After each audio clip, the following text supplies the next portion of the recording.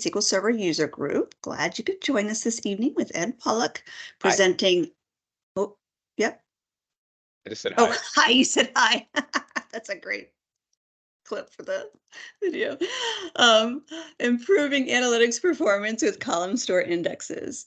This is a hot topic actually in our company right now, particularly this week as I'm scrambling with some production issues. So I'm guessing we're not alone, and I'm really happy that you're here with us today. So for the audience, this session is recorded and will be uploaded to our YouTube channel. Once the recording is ready, I will place a link inside the Meetup event and various other places as it occurs to me. We'll have live QA session, QAs throughout this session, so feel free to ask. And with that, we will jump right into it, and I'll hand it over to you, Ed. All right, thank you very much for having me. This session is all about Columnstore, and this is one of those Microsoft cursed features where they released it, but it wasn't really done yet, and it wasn't very useful yet. So a lot of people tried it or thought about it and then forgot about it. And then version after version passed, and it got better and better. And now Columnstore is pretty good. It can do almost everything you want it to do, and there's not a lot of restrictions, but a lot of people don't use them. So this is what this is all about. I love this feature. I've used it in so many places, and I've had lots of success with it. So I hope you do too. This is who I am. I've done a lot in the data space. I've published all sorts of books and articles. I speak a lot at organized events for Out Anywhere in New York. Look me up. I run the Albany Capillary SQL Server user group. I help run SQL Saturday New York City and a lot of other events I'm a part of. So this is all a lot of fun to me. So I enjoy being involved. Like Christina mentioned earlier, this is hashtag SQL family. So it's kind of fun. Here's what we're going to do. A quick review of where we can put our analytic data. This session is all about analytic data. We're not really talking about the transactional world here. We're talking about the analytic world. We're going to intro the Columnstore indexes. We're not going to dive in too deep. I do have other presentations where I go way into the weeds on compression and all the nitty-gritty of how they work. If you're interested in those, you can look them up. I'll go into a lot of best practices and guidelines, very high-level things that will make your life easier. Talk about maintenance, some of the weird things people dream up, and then we'll wrap up and be done. As a note, I'm using 2022 for this, SQL Server 2022. So all the demos are in 2022. Anything I say assumes 2022. Not a ton has changed in 2022. There's only a little bit of change, but there has been incremental change in every version. 2019 had a lot of maintenance updates that were very useful. So it is worth having the best of the best if possible, the newest of the newest. So kind of start out in the beginning here. Analytic data can get big. We know it can get big. It's not always structured. It's definitely not transactional. This is not the kind of data we're going to be inserting, updating, and deleting constantly nonstop. And if you are, you should probably think about separating OLAP and OLTP. It's a common problem we all have. But there's a lot of locations and a lot of places where we can put our analytic data. And again, if anybody has any questions throughout this presentation, feel free to put something in the chat or whatever works best for you. And I will post all the materials online afterwards. I'll put it on the Meetup. So what can we do with our analytic data? Well, depending on what kind of analytic data is, we could put it in a data lake. It could be unstructured piles of data. If you have a lot of detailed data and you don't want to go summarizing it and ETL, ELTing it, whatever, you can just take that raw unstructured data and throw it somewhere. Azure has data lake, you can use Hadoop, Hive, whatever. There's lots of places you can put unstructured, raw data lake style data, at which point you can then groom it and make it better and turn it from like bronze to silver to gold and all that. You can put your data, if it's more structured, you can put into a data warehouse if you have lots of facts and dimensions and there isn't tons of text and images and binaries and files and whatever. Data warehouse could be a great place to put your analytic data, such as analysis services. You can put it into Azure data warehouse. You can put it into Redshift. You can put it into a lake house if you have a little bit of both. Lots of third-party services out there who want to take your money and hold your data. You may use some already, and if so, that's great. The advantage of third-party services are they do all the work for you. You just throw your data in and magic happens. The downside is you're trusting a third party and you'll have some level of vendor lock-in that you may or may not want. The last two choices are ones we see very, very often in our world because they happen organically. The first one is, of course, who here stores your analytic data in transactional tables? The answer is probably more than we want to admit, right? You have stuff in production for a transactional application and your data grows and you want to run some reports against it. The reports get bigger, they turn into analytics. Suddenly you're running analytics against your transactional database. It happens all the time. The alternative, and what this entire session is about, is putting your analytic data into OLAP tables in a relational database. And for that, we're going to talk about Columnstore indexes in SQL Server. There are Columnstore technologies and other data platforms as well, but we're going to focus on SQL Server. That's what we're here for. But if you're using other platforms like MySQL or Postgres, you can look them up there and see what they have as well. So what is a Columnstore index?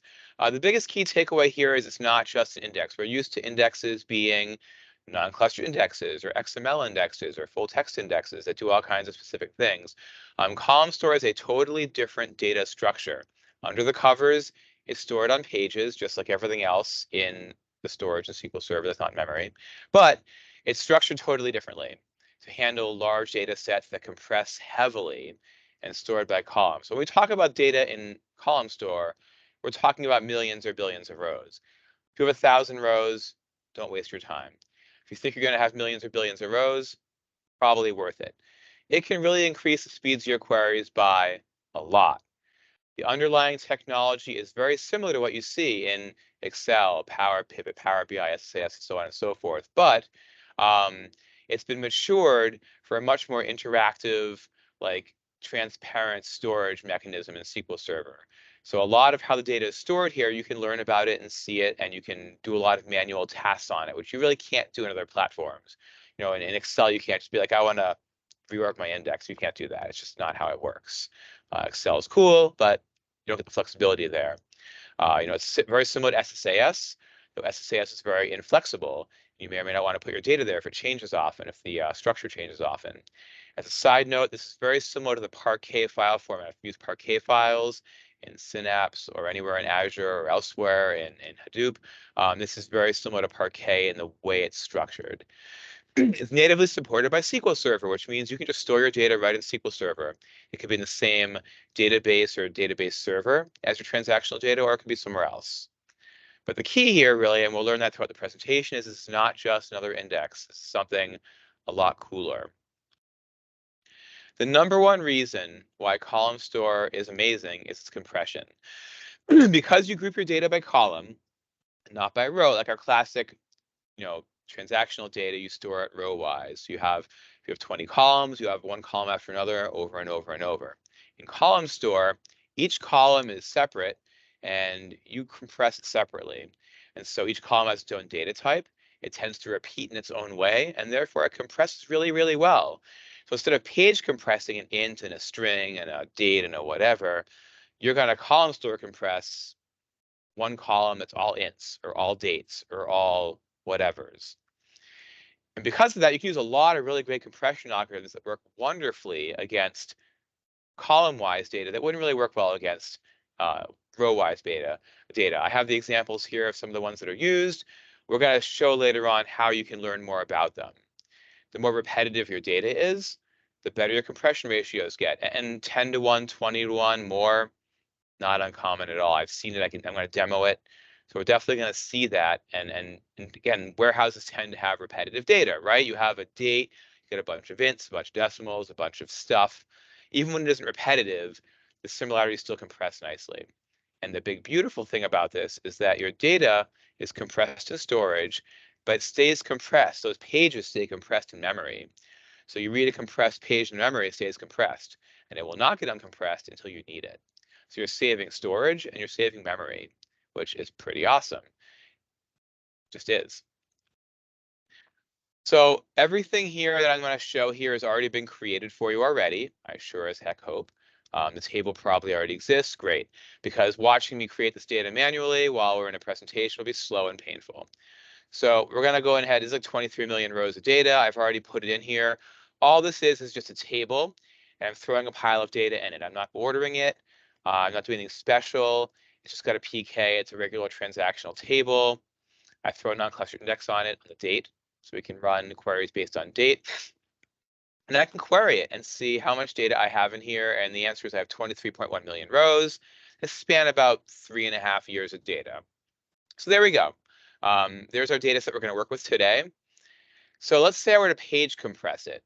I can build a brand new table, identical to that table, all the same columns. All I'm going to do is just say with data compression page. I throw all my data in there, and I put non-clustered on there. And then for comparison, I'm going to create a column store index. So we're kind of familiar already with non-clustered indexes, right? You create a non-clustered index and you pick your key columns. You could have to include columns if you want for covering indexes. That's the transactional world of indexing. Column store is not too different, but it looks a little different. I'm going to create a table here, same exact columns. I'm going to insert all my data. Now note, I'm creating a clustered column store. When you create a clustered column store, there is no key columns. That clustered column store is how your entire table is stored. Every column is part of the index. Every column is stored column-wise, and that's that. And this is what you want, by the way. You don't want to have a column list. It won't even let you have one. If you try to put one, it'll throw an error message. So I create my column store index. And it's going to change how all the underlying data is stored to make it all nice and column-wise. Now, you know what? I ran the same query on this table to see how big it is, and this ran really fast. Really, really fast.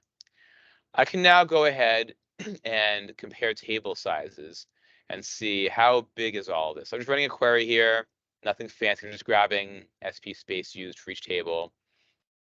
If I run this, I can see my big table takes about 5 gigs.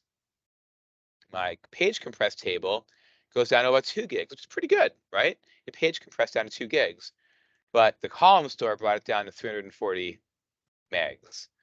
And so there's a lot of repetitive data in there, and it shrunk down a lot. And it's the same data set, same exact data. Rows used is a little bit less here. I think I deleted 100 rows as part of a demo earlier, so forgive me, but we can forgive that for the size difference here.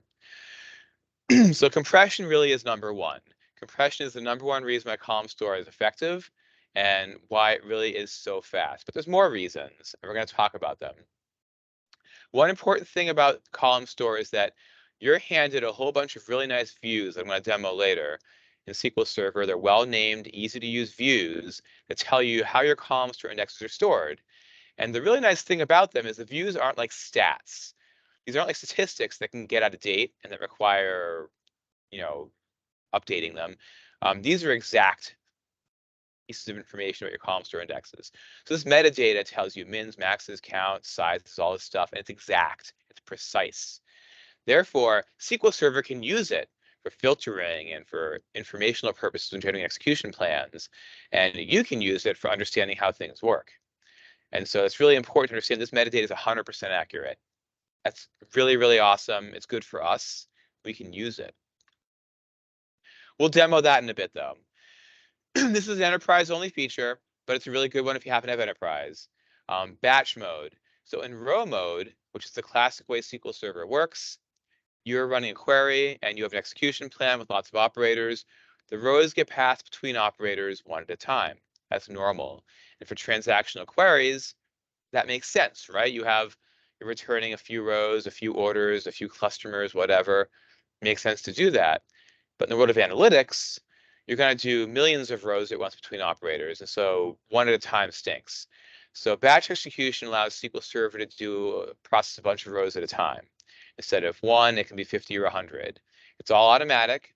You don't have to do anything. It just happens. As long as you have enterprise, it works. So for queries against big amounts of rows, or have to process lots of rows, this will make them faster. You won't see it in your I/O. You won't necessarily see it in CPU, but they'll just be faster.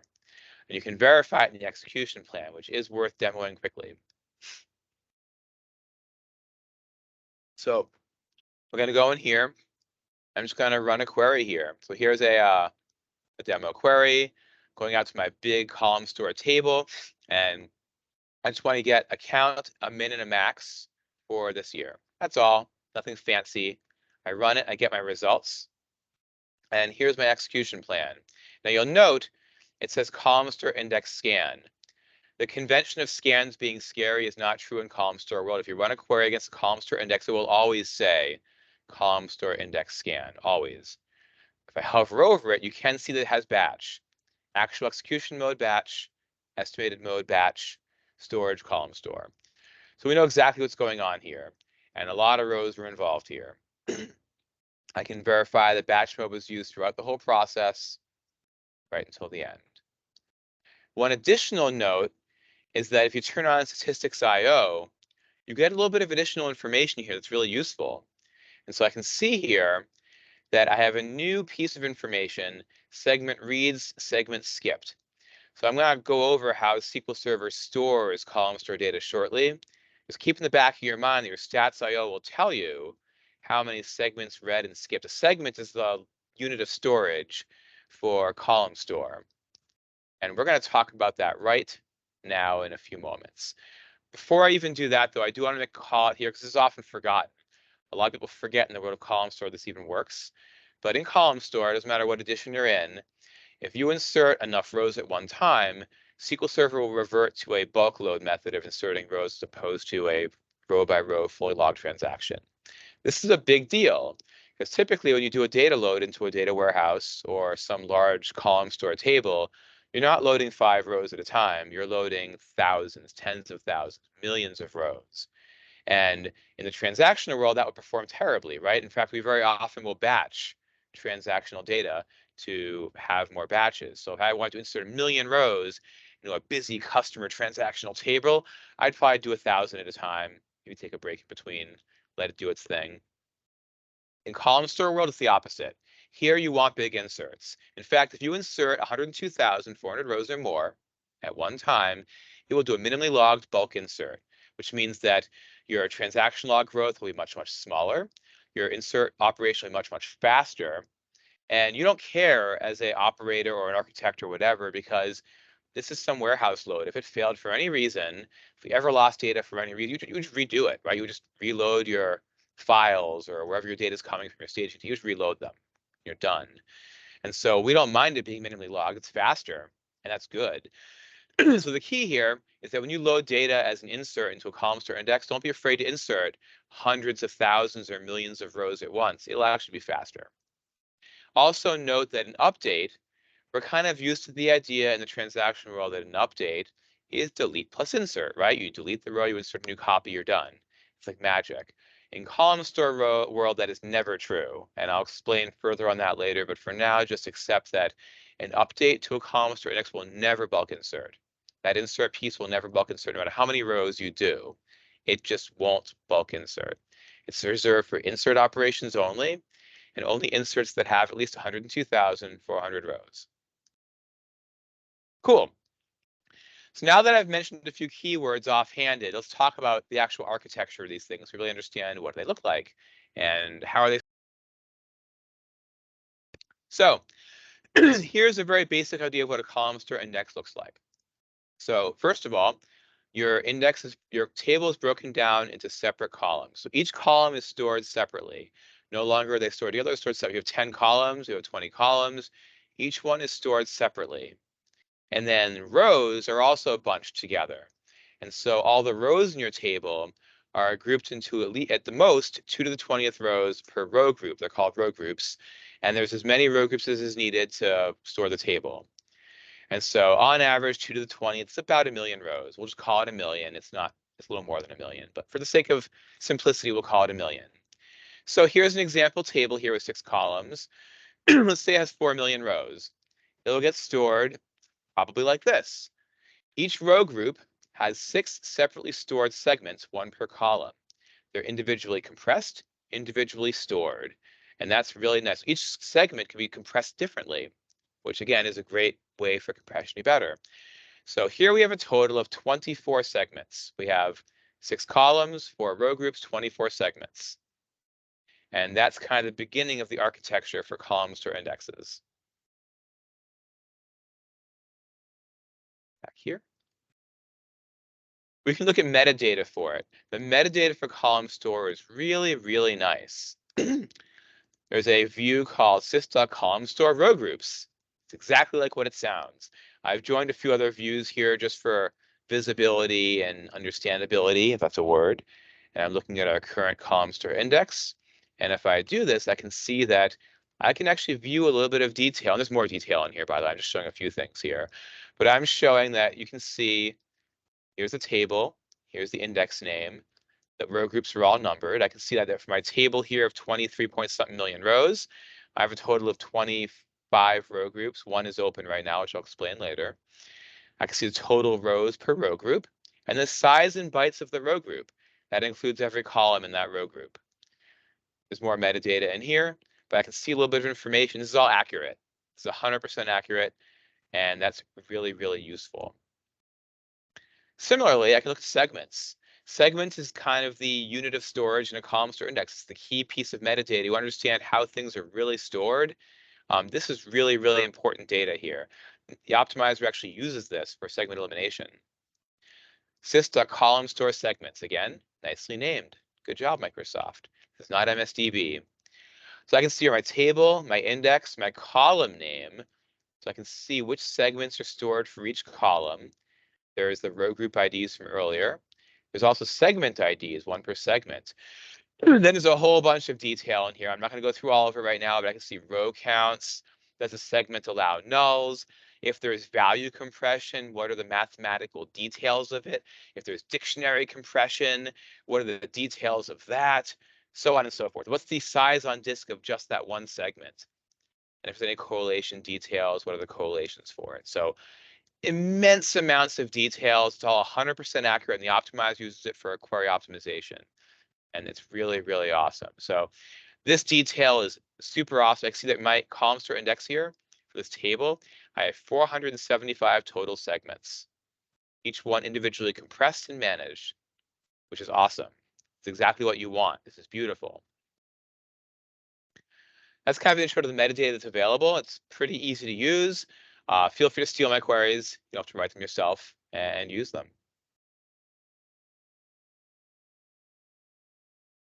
But wait, there's more. I mentioned kind of offhandedly that those segment details can be used to optimize queries, make them run faster, and they can. So we know here that we have 6 columns in this table. Let's say I only query for 2 columns. The segments are all stored separately. This is not rowstore world, where in rowstore world, I'm forced to grab all the pages that have all the columns and all the rows and all the stuff. In Columnstore world, I only have to get the columns I need. So if I run a query against my Columnstore index and I only ask for columns A and B and nothing else, I will ignore all the segments for C through F. I'm just going to ignore them. SQL Server won't read them. It'll only read the columns A and B and only the row groups for those columns. And so if I only query for columns A and B, I will at most have to read 8 segments, not 24, 8, which means by default, you should, kind of like in transactional world, only query for the columns you need. If you have a big wide data warehouse table that has 50 columns and you query for 3 columns, you ignore 47 of them, which automatically is awesome. Unneeded columns are skipped. You don't have to do anything. Just don't query them, and they're skipped automatically. But it gets better. The metadata can also be used for row group elimination. So row group elimination will look at those min and max data values stored in the segment metadata, and it will say, hey, you want a certain date range, you want a certain ID range, you want a certain whatever range. I know that some segments don't have it. And if a row group doesn't have the values in it, we'll skip it completely. But here's what happens. Let's say that I'm querying for a very small date range in my data, which is common in a data warehouse. You do a monthly report, a weekly report, a quarterly report, year over year, whatever. And let's say I just query for 1 month of data out of 4 years of data. And SQL Server realized by looking at that metadata that, hey, that date range only appears in one row group for that date segment. I can skip the rest. So now SQL Server says that date range is only in row group 1. I'll skip 2 to 4. Done. And there we go. So now I go from 24 segments to 6. For this to work very effectively, it requires ordered data, and I will talk about that soon. But just note that you have to have some level of order and organization in your column store data for it to really benefit from this the most. Of course, you're probably thinking, what if I do both? And the answer is it gets even better. If I only query for columns A and B, and I only query for a small date range that only requires one row group of data, I go from 24 segments to 2. That's all I got to read. And we know that a segment is just about 1 million rows, so it isn't that massive, and it's compressed heavily. So I go from reading 24 million rows down to 2 million rows. That's not bad at all. That's great. If your column store index is humongous, if you have billions, tens of billions of rows, I've had column store indexes that had hundreds of billions of rows, and if you can remove 99.5% of your data, then it's going to be really, really fast, hugely fast. So the key to performance here is take advantage of eliminating as many segments as possible through these two methods. One, query for less rows, less columns, and the other have some ordered data where you can just query for a range of it and watch the rest vanish. That's all about reading data and reading data really fast. What about writing data? We probably know at least a little bit from our world of compression that when you compress data, it takes a lot some CPU, takes some resources, and decompressing takes resources as well. Compressing into column store is more expensive than page compression or row compression. The algorithms used here are far more heavy-handed in a good way. We want that. This is analytic data. So you want to compress the absolute schnoz out of this data and not be shy about it. But because of that, compressing and decompressing is expensive.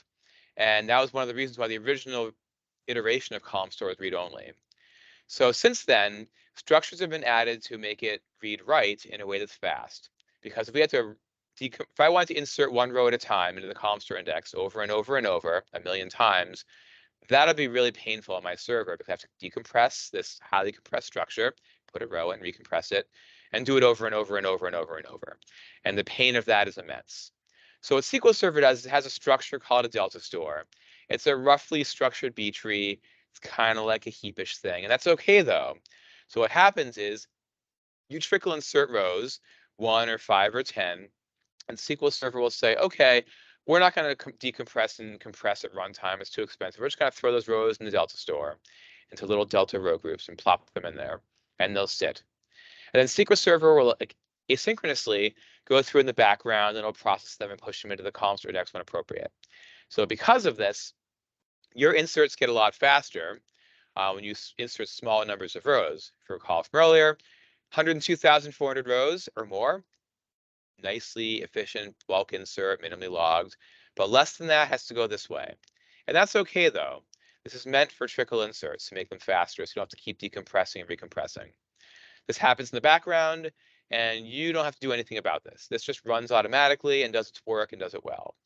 If you want to mess with it, you can, but you don't have to. I will demo a little bit of that later, but you don't have to. If you run a read query against this and there's data in the delta store, SQL Server just reads both. And yeah, reading a B tree-ish heapy thing will be a little slower, but the number of rows in that generally won't be that high. You'll have 1 billion rows in your column store and maybe 1,000 in your delta store. That's fine. That's no big deal. And not all reads would even need it. The delta store contains rows for date ranges you don't query for. You won't even touch it. So to summarize insert operations, I've hit on all the best practices now for insert operations. If you do a small insert, it's going to go into the delta store. So if you can, you want to do a larger insert. If you insert more than 102,400 rows, you get a bulk insert. Bulk insert will be super duper fast. It'll be minimally logged and it'll be awesome. It'll go right into the compressed row groups. Delta store. It'll simply take those rows, insert them directly to an open row group, and be done. Just like that. So as a reminder, no benefit to small scale batching. You 100% benefit from larger batches, hundreds of thousands of rows at a time, millions of rows at a time. Don't be shy. It will be more effective that way. Delete operations are also different. So data is not deleted from a column store index normally through standard operations. It's just kind of like a Jedi mind trick. Instead, SQL Server uses soft deletes and will flag rows as deleted. And again, the reason for this is because SQL Server doesn't want to go through and decompress row groups and recompress them nonstop on the fly, especially because a delete operation, like an insert, could impact many row groups. Let's say I delete 5 rows from 1,000 different row groups each, 5,000 rows. Decompressing 1,000 of those all at one time, that's expensive. So a structure called the delete bitmap, which is just a bitmap, a bunch of ones and zeros, will be created and used to track deleted rows if any exist in Columnstore index. If they exist, it'll create it as it's kind of like a B tree heapy structure again, but that's okay. It's just a bitmap. It's very simple. 1 means deleted, 0 means not deleted. If you query the table, you'll just check the delete bitmap and say, are there any deleted rows? If so, overlay that and then skip them. And done. Do note that lots and lots of delete operations will create some fragmentation. But index maintenance will fix that, as will kind of asynchronous background operations. So this is not as big of a problem as it used to be, but do just keep in mind deleting rows will cause fragmentation over time. So here's kind of our whole view of what the Columnstore index structure looks like. You have your compressed row groups and segments, all compressed separately. You have your delta store, which contains all of your trickle inserted data that will get pushed in asynchronously by SQL Server via the tuple mover, that's what it's called. Then overlaying your row groups if needed will be a delete bitmap. And it will only exist per row group where needed. And it'll tell SQL Server which of your rows are deleted and which aren't. And when you query them, they'll be ignored. And that's it. If there's no deleted rows, this won't exist. If there's no delta store inserted rows, delta store won't exist. These are structures that only exist when needed. Otherwise, they're not here. And they're to aid SQL Server in not having to decompress and recompress a lot. So we can demo delete operations a bit if we want. I can go in here, and I've already done this actually recently, and I've not cleaned it up since. So I can go in here and do it again, actually, which would be fun. And so I'm going to go ahead and delete my Columnstore index and take a peek at what's in here. There's going to be a spoiler here, and I apologize for spoilers. But note that there's a column called deleted rows in Columnstore row groups. So it tells me in that row group how many of the rows are flagged as deleted. And if I join some internal partition data, I can learn that it's stored in a Columnstore delta bitmap. I also have some delta store information here too that I'll describe a little more detailed later. But you can see though that metadata that I mentioned earlier has a lot of detail. It tells us an immense amount about how our data is stored and what does it look like. How many deleted rows are there per row group? And now if I have 1,000,000 rows of which 88 are deleted, that's not a lot of fragmentation, that's fine. If I had 1,000,000 total rows and I had 900,000 deleted, that's a lot of wasted space. We'll talk about how to clean that up later. So just kind of note right now that you can actually see in the metadata, deleted rows, inserted rows, all that is visible in views to understand how your index is being used. And I'm never going to say don't trickle insert, don't delete. Obviously, you got to do those things sometimes. Just keep in mind how it works. That's all. Now, here's the one we should never do. This is not expected. People are always surprised by this, but don't issue updates against Columnstore indexes, especially large ones. The reason why is that an update is not a delete followed by insert in the classical sense. What actually happens in the background is complicated because you're issuing an ACID compliant transaction against a Columnstore index where I have to work with the delta row groups, the delta store for inserts. I have to also work with the delete bitmap at the same time. And I can't do those things while compressing the row groups. So nothing gets compressed here. So if I update 1,000,000 rows, 1,000,000 rows go into the delta store, and then 1,000,000 will get flagged for deletion in the delta row groups, and it's going to be very, delete bitmap. It's going to be very, very slow. Because I can't bulk load, there's no minimally logged anything here. It's going to be very, very slow. It'll also cause fragmentation by reordering your data, because I'm going to remove old rows that were over here in my index and put the new versions over here. You really can't always avoid that, but it's just worth noting that. The real moral of the story here is to never issue an update against the Columnstore index, ever. Just avoid them. If you have to do it, write it as a delete plus an insert, explicitly, like delete insert operations. Don't issue updates. I've seen large Columnstore indexes bring their servers to their knees because a very large update was issued, and SQL Server had to process that as one single transaction. And it was one single painful transaction where everything is happening all at once. So you do not want that. We can demo it. I already gave you the spoiler already.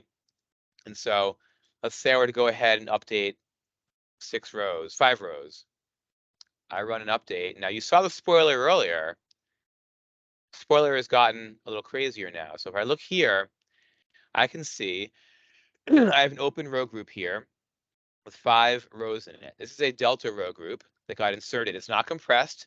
It's not a compressed row group. This is a delta row group with 5 rows, uncompressed, hence the somewhat larger size per row. It contains no deleted rows. I can see overlaid to everything else where these rows all ended up though. So I also have compressed row groups with delta stores and delete bitmaps stuck here as well. So I can see that these inserted and deleted rows are overlaid on a bunch of row groups. So when I hit update, it was fast enough. This isn't that big. It's only 23 million rows, which is small in Columnstore world. I only did 5 rows. But if you did more and more and more, all this work would be multiplied, and there'd be a lot to do. So just as a word of caution, don't issue updates against Columnstore. It ain't pretty. Now, I mentioned data order earlier. I'm curious, actually. I'm going to take a pause here, so we're about halfway through. Does anybody have any questions so far? I've talked a lot about Columnstore, how it's architected, the basics of usage. Does anybody have any questions so far on Columnstore? And if not, I'm happy to keep blazing forward, but I just wanted to give a pause real quick and just see how we're doing. I haven't seen any come through, so. Okay, cool. Just wanted to ask quickly before I kept going. I alluded to data order earlier, how important it is, and it is very, very important. By default, Columnstore indexes are not ordered. This is not a clustered row store index where you do create clustered index or non-clustered index, you issue key columns on it. There's no order defined here, none at all. Therefore, when you create a Columnstore index like I did earlier, the data is just put in whatever order it happens to be in. Order is not guaranteed. I didn't guarantee it. That's it. Row group elimination, though, where it looks at that metadata and tries to figure out what values are where, doesn't need ordered data, but it benefits most from it. And the most common dimension that'll be ordered by in a data warehouse or in data warehouse like data is time, right? You'll have data coming from 2017 up through present, and you'll insert data loads every single day of millions of rows with that date attached to it or a date time or whatever, and it keeps plopping that in. And so naturally, most Columnstore indexes, if you insert data in date order, will automatically order themselves, and you don't have to do anything. But you don't always get that guarantee, especially when you create a brand new Columnstore index. In addition to allowing for row group elimination, which is awesome, well-ordered data will actually save storage and compress better. It sounds strange, but data that's closer in proximity by time will be more similar. And that's just natural. Like if I took 2 rows from today and compared them to a row from today and a row from 5 years ago, you'll see more similarities today than you would 5 years ago to now compared. Just that's how it works. So I'm going to demo this a little bit because it really is important. And it's hard to understand without seeing it, I think.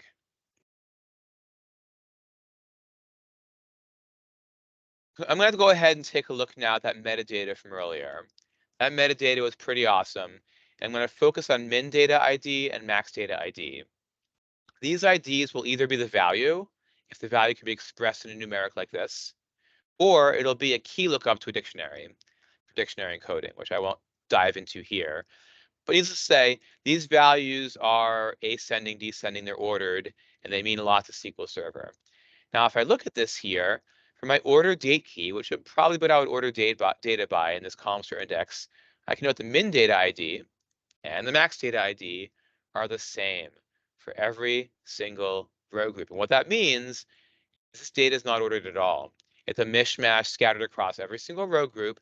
And if I need to get any single value from here, I've got to read every single row group. I can't skip anything. And that's unfortunate. So I can look back at what I showed you briefly earlier. I run a query where I simply say, I want 1 month of data. Give me a sum. Really simple query, right? Simple warehousing style query. If I go to my stats.io, I will notice that I read 25 segments and skipped 0. That confirms what I saw earlier, that I couldn't skip any, that for this column, I had to read 25 segments worth of data to get my result. And there was no magic. And I can also note Columnstore objects are stored as lob objects. They're off row. They don't store with the restrictions of typical transactional row store tables. 17,460 lob reads. That's a lot of logical reads. It was still fast because Columnstore is fast, but it's a lot of reads. Keep that number in the back of your mind for later, 17,000-ish. It's not a trivial number. And note it's different from this number here. These logical reads are metadata. This is the actual data here. Much bigger number. Don't be fooled. We're going to make a new table. Brand new table, same structure as the old one. But this time I'm going to throw a clustered index on here, a classic row store clustered index. ordered by order date key. This is a snazzy little switcheroo trick. If you have an existing data set that you want to column store, and you also want to order by a certain column or columns. You can do more than one column if you want. So I put a cluster index on this. It's ordered by order date key. I insert my mountain of 23 million rows, and then I create the clustered column store. And the magic here is in two things. One, max stop 1. Why? If max stop is anything but 1, SQL Server may decide to do this insert in parallel, which will make the insert faster, but it will also have multiple threads all inserting into row groups at the same time, and they won't be ordered. I want order. I also put drop existing on, so it's going to do a switcheroo with my old index, just swap them. Now, I have a clustered column store index on a pre-sorted set of data. If I run my same analytic query from before, give me my sum of quantity, it can really be any analytic query you can choose, doesn't really matter, I'm just making one up here. I can go here and note that I read one segment and skipped 22. And note there's less row groups overall because I don't have the updates and stuff in here yet, and the inserts and deletes and all that funky stuff. So I only have to read a single segment of this data to get what I wanted. That's awesome. I read like 95% less data, and you can see that here too. Note that I only required 35 logical reads off row to get what I needed. That's a big deal. 17,000 reads down to 35, 25 segments, or really 23, down to 1. So ordered data will be much, much, much faster to read. You will read far fewer segments, and all your queries will be faster. And we can see that in the metadata here. If I go back to my metadata, I can now see this min and max data ID. They're kind of incrementing now, right? They're going up over time. I can watch the numbers go up. That's awesome.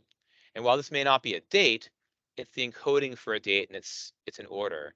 A SQL Server can use that to figure out how to filter. And it said before, hey, you want one, I'm picking a random one, you want 1 month of data? All that data is in here. You can skip all the rest. Done. Beautiful.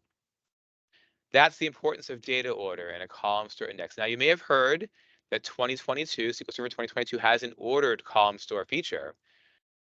It's kind of cool. You can specify a column or list of columns to sort by, and it will then pre-sort your data in an index rebuild or insert operation, but it's kind of half-baked. I personally do not use this feature yet. I rely on my own ability to maintain order the best I can because, one, it's an offline operation. It sorts in tempdb, which means you're going to smack tempdb down with a really big sort, and it's offline. Any partitions that you touch with this ordered insert is going to be offline. You can do some trickery. You can have a dedicated maintenance window. You could partition swap in and out to do things like this, but it's still tricky.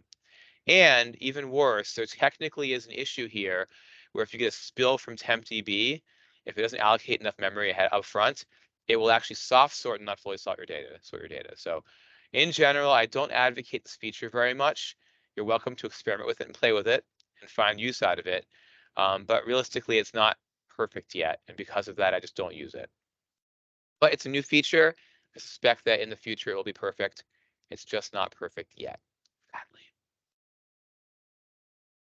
That brings me to a best practice. If you have a large column store index, we're talking about hundreds of millions of rows, billions, tens of billions, big numbers. Remember, a row group's a million rows. So you want a table that has tens of millions, hundreds of millions, a lot. If you have that, then it's ideal for partitioning.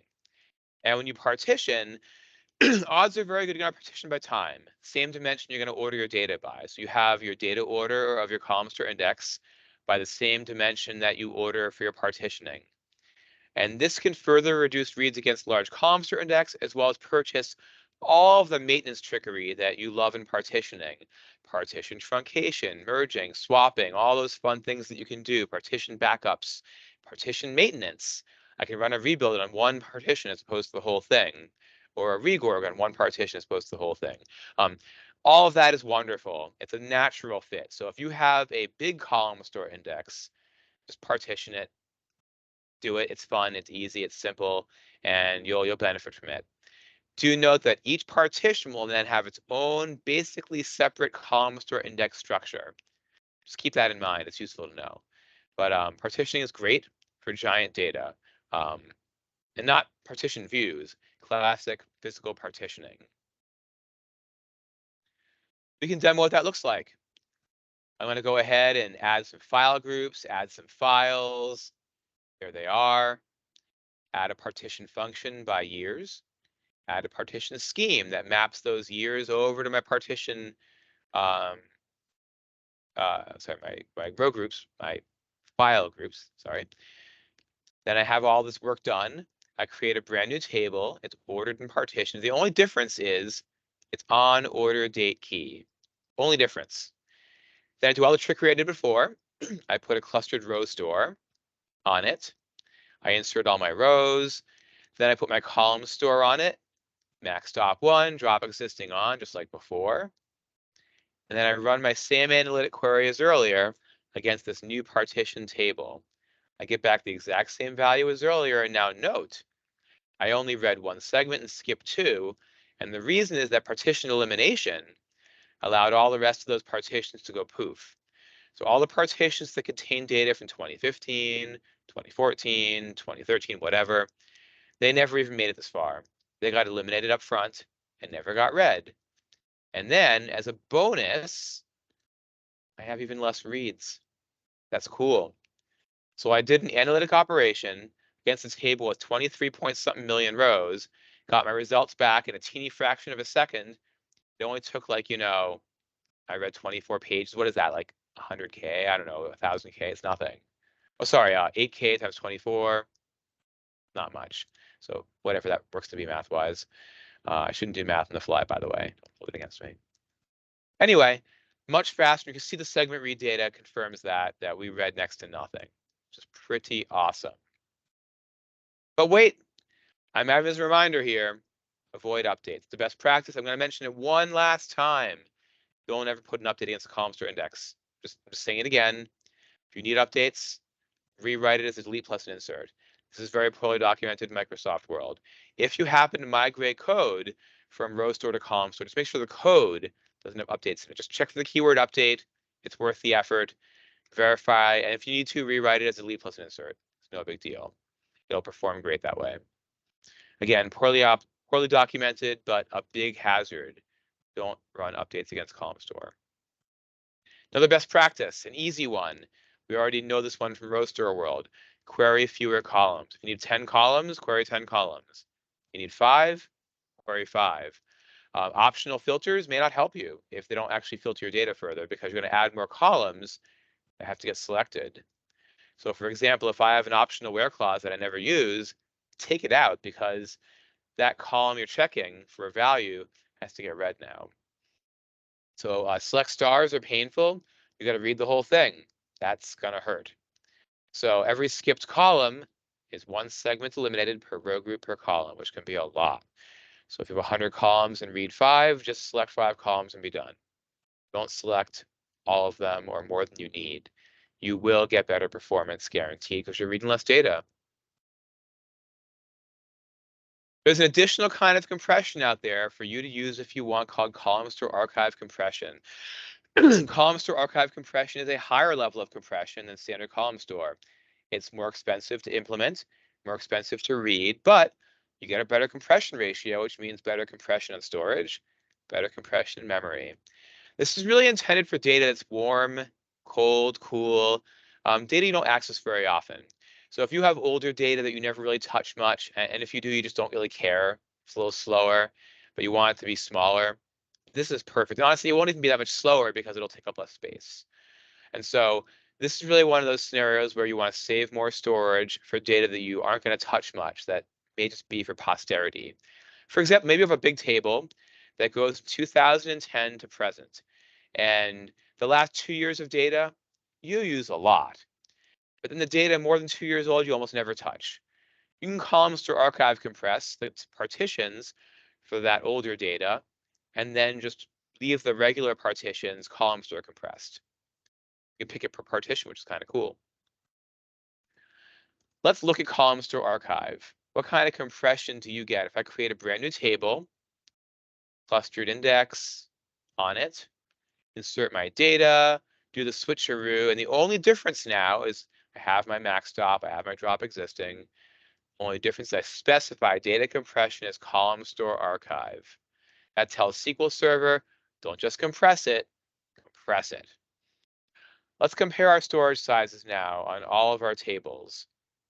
And we can see here that the ordered table actually got smaller. So by simply taking my column store index and ordering it, it shrunk to 108 megs. That's like a factor of 3.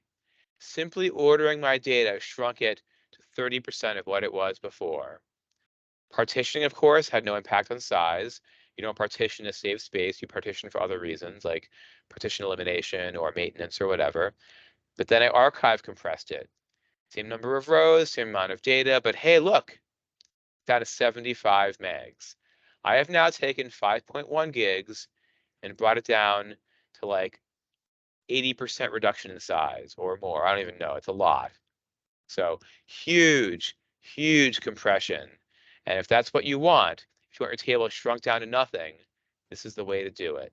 And there's no better way in Columnstore world than this.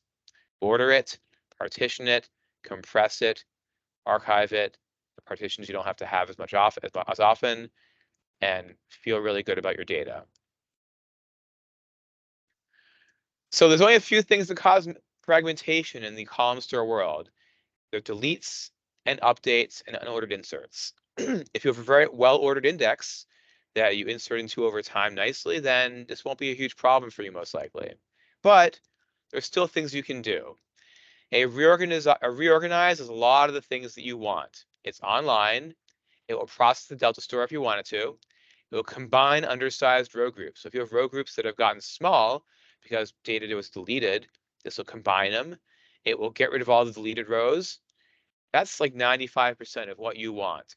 The only real thing you may need that isn't part of a reorg would be if you have out of order inserts. If you find you're getting no segment elimination at all, no row group elimination, just not working very well, you may simply want to bite the bullet once in a while and do a full rebuild. That'll recreate everything from scratch. All the fragmentation goes away. You can specify your order and do all that good stuff. It's very time consuming. It may not be online if you're not an enterprise, but this is a warehousey kind of environment. It's analytic data. You can choose when to do it, which may help you.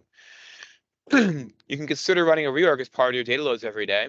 I like doing that. It's fast, it's fun, it's easy. It's kind of anal retentive, but it's a nice thing to do. You can do your maintenance by partition, and I highly recommend it because more often than not in a warehouse, you have an active partition where new data is getting poured in constantly, and then all the old stuff. And the old stuff you don't touch very often. So you can do your maintenance on the newer partitions and ignore the older ones if you partition your data. You can do non-clustered. This provides you the ability for a pseudo real-time operational analytics. You can put a Columnstore index onto a transactional table. You can specify your column list for the non-clustered, but the order is specified by the clustered. If the order that you want is similar to the order of your clustered row store, that's really good. If it's not, then, well, you'll have to deal with no row group elimination. Sometimes the covering index is good enough.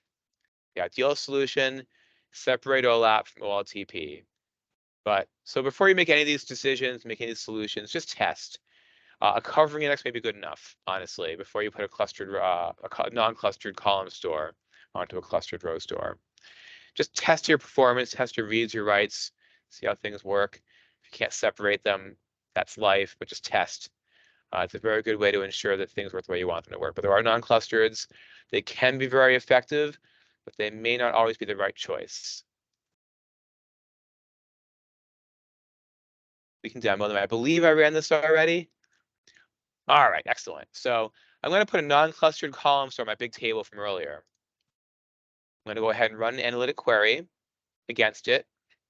I can see that in the execution plan, it used the column store index, which is what I wanted.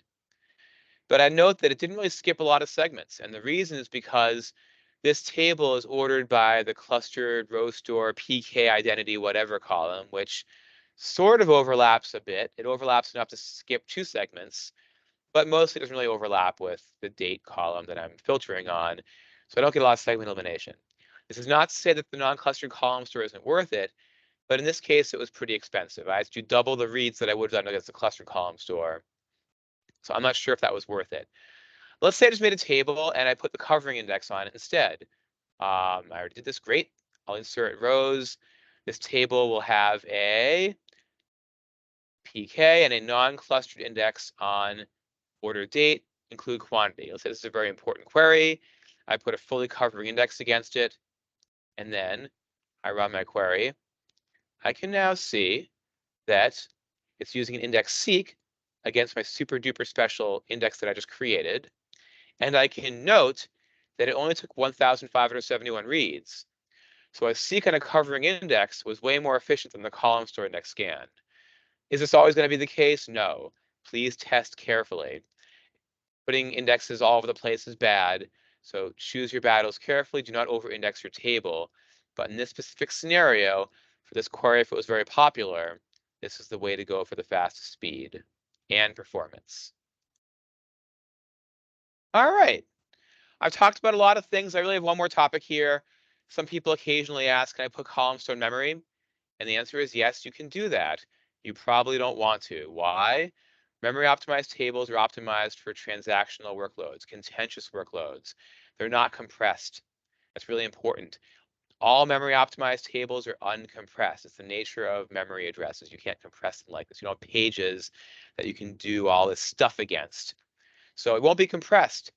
For Columnstore next takes up a gig on disk, it may take up 100 gigs in memory. So beware that you may not get an improvement on performance. So beware that memory optimized column store is probably a bad idea. It can work. I've seen one use case where it worked. All the rest did not. If you want to try this out, capacity plan carefully because it may use a lot of RAM. Again, in-memory OLTP is not meant for OLAP. So just be very, very careful. I recommend as best practice, don't ever do this. But you're welcome to play. We're all welcome to have fun. Few final performance notes. There's no free lunch. The cost of a column store index really is what does it take to read segments in memory. The more segments you read, the more time it takes. So for optimal performance, you want data that is ordered, that can be bulk loaded, that can really rely on row group and segment elimination, and a server that has enough memory to store the segments you need in RAM. If you're constantly having to have the buffer cache keep reloading segments, it's going to be slow. So, and when you run your queries too, consider the output of your queries. If you're running the output to a dashboard that has a small screen, you don't need a billion rows hitting it. So make a smaller output, read less data, crunch it up front. It'll save you trouble. So to wrap up here, column store indexes allow you to query huge analytic data.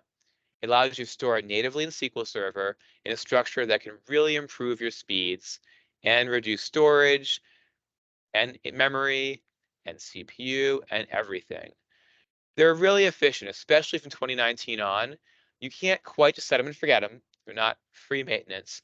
But if you manage them efficiently, putting everything in data order, you'll find that you'll generally not have to do a whole lot of work. I've had indexes in the past that were column store that I did a courtesy rebuild once a year on them for fun, like on New Year's, just for fun. But otherwise, they performed amazingly, and I had no issues at all.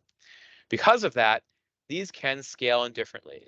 You can put tens, hundreds of billions of rows in these things, and they will perform well as long as your server can support it.